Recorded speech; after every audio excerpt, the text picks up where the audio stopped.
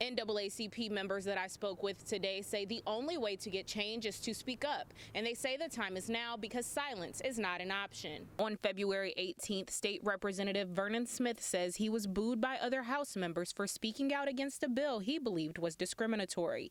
He says he was shocked by their actions. The booing didn't bother me because when you have a message, you know that it's not going to be well received by all parties. So the booing didn't bother me. What bothered me was the effort to try to shut me up. We have a representative form of government. I'm here to represent my district. Smith says he felt like they were attempting to silence him. In my 31st year, I've never booed anyone, never had the desire to boo anyone. I have never got up and walked out, and then many times they've had topics that I disagree with wholeheartedly. Topics that have caused sometimes my blood to boil.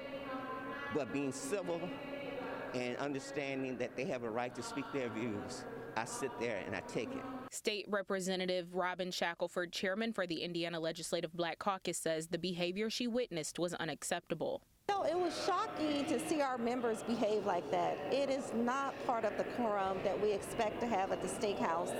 At one point, I went up to the speaker and said we need to gain control of this chamber, which it didn't happen. She says failure to condemn their behavior could be bad in the long run. We want to make sure that those legislators are in the right mindset and are educated and know if something is going to affect negatively the minority community, that they notice up front and don't just continue to push this legislation.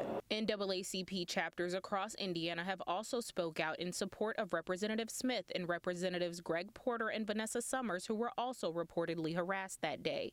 Members of the Terre Haute chapter say they'll continue to call out racism across the state. We needed to come today so we can call the General Assembly to be civil to all elected officials.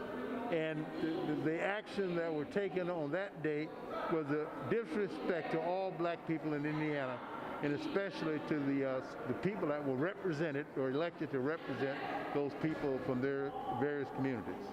Members of Indiana's Legislative Black Caucus say they are in talks with State House leaders in hopes of reprimanding all those involved, as well as requiring a mandatory implicit bias training for all members of the General Assembly. In Indianapolis, I'm Lindsay Jackson.